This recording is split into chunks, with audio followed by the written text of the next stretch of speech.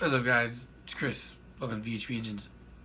Okay, so I promised some Type R and SI info, right? But I kind of had like two or three different notes that I wanted to touch on, and then I was like, I don't know if each one of them, like, I would like for each one of them to kind of be its own thing, but I don't know if I can make them big enough to be their own thing. And then I was like, but I don't know if I can make them all in one subject because then I won't properly be able to head it right. So I'm just gonna have one part of it be my main topic and then kind of like maybe touch on some other stuff.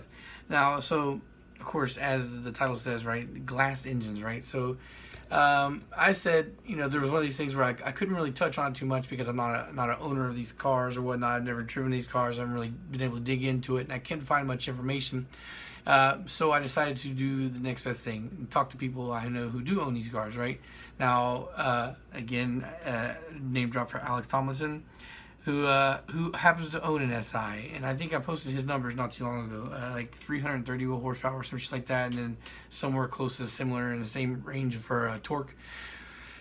And then also I just happened to see Forbes posting numbers for their Type R, and I was like, well, fuck, let me take the initiative here and take an advantage now that I see them talking about it, and like hop in and ask some questions, right?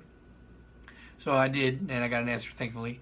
So now I wanted to touch on something I was talking about in the Accord Sport, right? Oh, and a quick note right here. A couple people pointed out that my numbers for the pricing of the MSRP was off on the Accord Sport. There's two variants of the Accord Sport. There's the smaller engine and then the larger engine, which is the 2.0 versus the 1.5. I guess that the first Accord Sport is like the sportier version that's manual, but still has a shit engine, versus the more expensive Type R or Accord Sport that has a Type R engine in there. And so the price was off. I was off by $4,000. Like, it's not 26,000 for the faster Accord Sport. It is $3,000, $30,000 or some shit like that. It's still markedly cheaper than the Type R.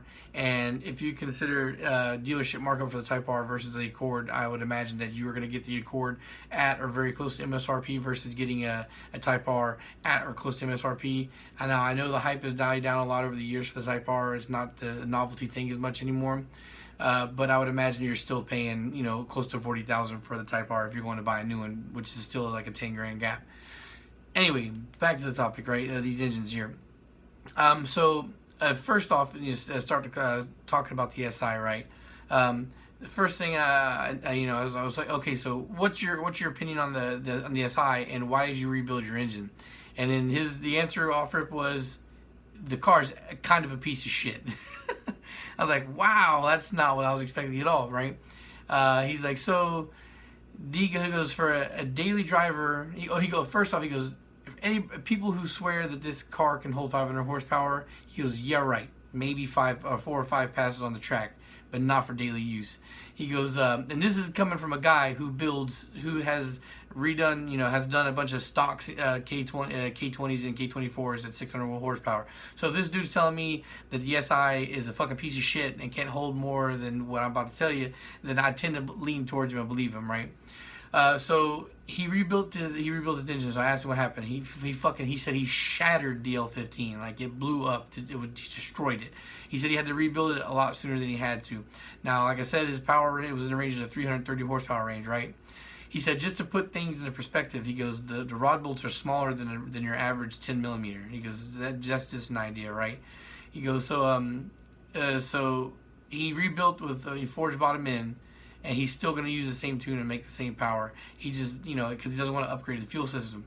He just wants it reliable at that power level, which goes back into what I was thinking before. Like, I see a lot of people build these engines with, I'm seeing a lot of pistons and rods engines come out of here, but I'm not seeing super high numbers from anybody.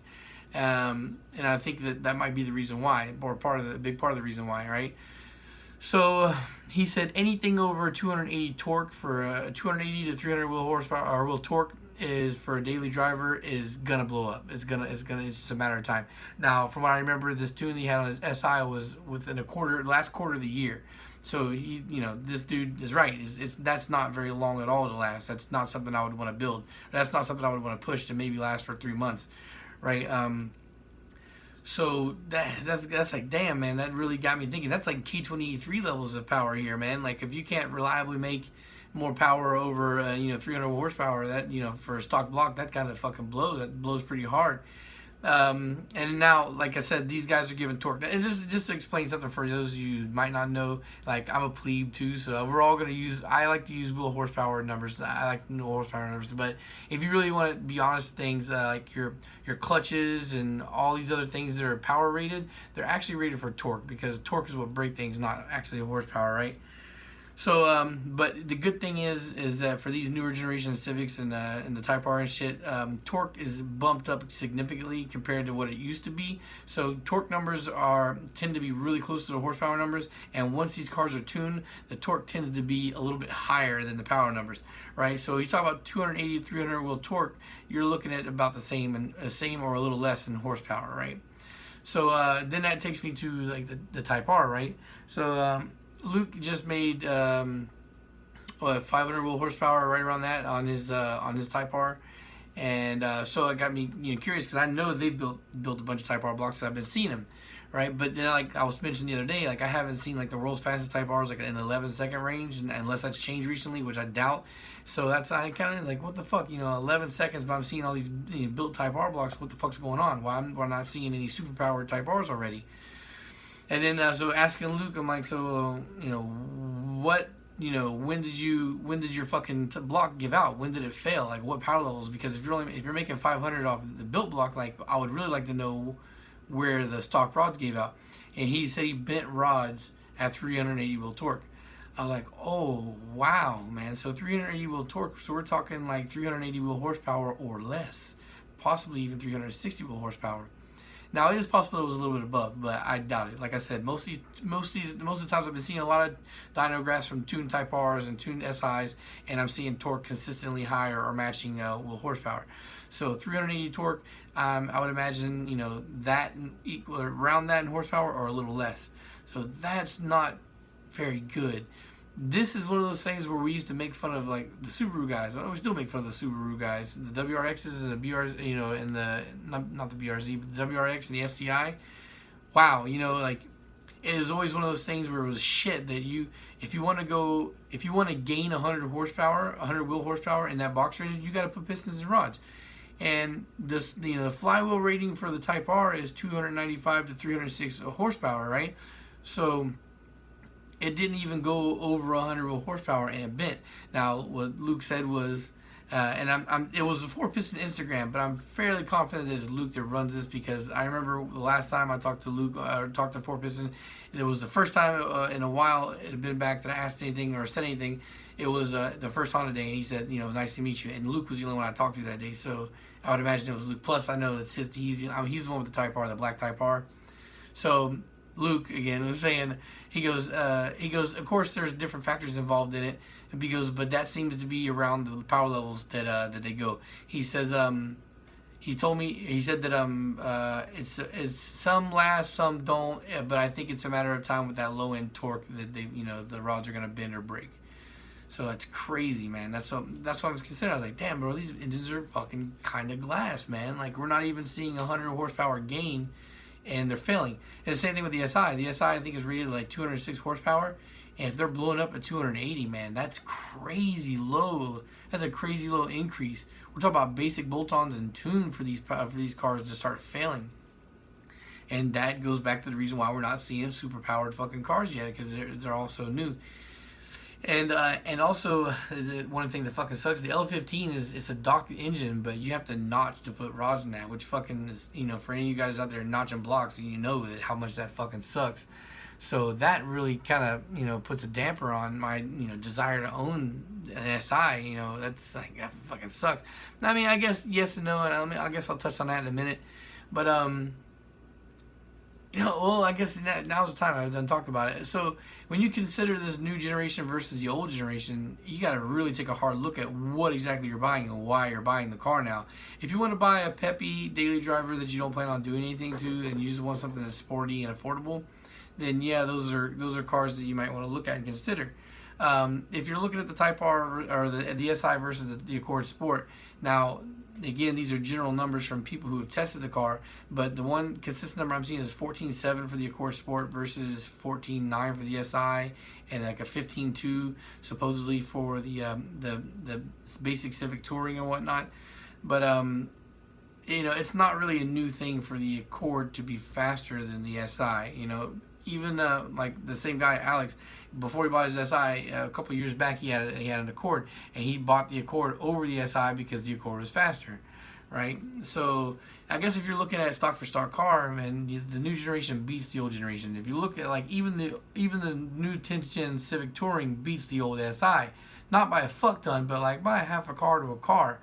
You know, a couple tenths of a second is faster, and that's because the low end torque, or the torque, is just increased from the turbo, right? So I guess if you're looking at just buying a car, it's decently fast. You know, if you just to have as a daily driver, you're not going to do anything to it. But if you're buying this car, if you're looking at buying one of these cars as, you know, something you want to play with a little bit, it might be better to go back and buy a 9th gen or an 8th gen SI, or even an older RSX. Type S, compared to buying these newer cars if you plan on modifying, just because of the fact that, man, like, you can take that stock SI or that stock RSX and take it to fucking 500 plus horsepower. I mean, like, of course, that when you start taking past 500 to 600 horsepower and all that shit, you're looking at a car that you might not be able to use long term, but you can definitely squeeze 400 horsepower out of it and keep that shit all day. The only thing you have to worry about at that point for the K is the goddamn transmission. So, man, it seems like you can just slap a bolt-on turbo kit and tune for these older cars that is going to cost you a lot less money but still be fun and new, versus buying one of these brand new cars that if you put bolt-ons and tune, you might blow it up just from that. So that's fucking crazy. It kind of think, did Honda kind of regress? But then again, you know, Honda doesn't look at these cars as performance like we do. They just look at it performance compared to what's currently on the market right now. They don't look at it for who's going to put a huge fucking turbo on it and try to send it to the moon. Yeah, so that's crazy. Okay, so yeah, I guess a quick touch on there. I got to shower and sprinkle some praise on the Accord Sport there, but it doesn't. Looking at the SI and the Type R, you know, kind of makes me hesitant a little bit there. I mean, I would still, like, if I had money to spend, like if I had Type R money, I would still grab a Type R and I would just daily that, because I think it would be plenty for, you know, just driving around. But if you're looking at this car as an enthusiast who wants to see if you can squeeze some more power out of it, if you can't really squeeze more than 80 horsepower out of it without being sketchy on it, man, that kind of, oof, I don't know, man. That just makes me nervous.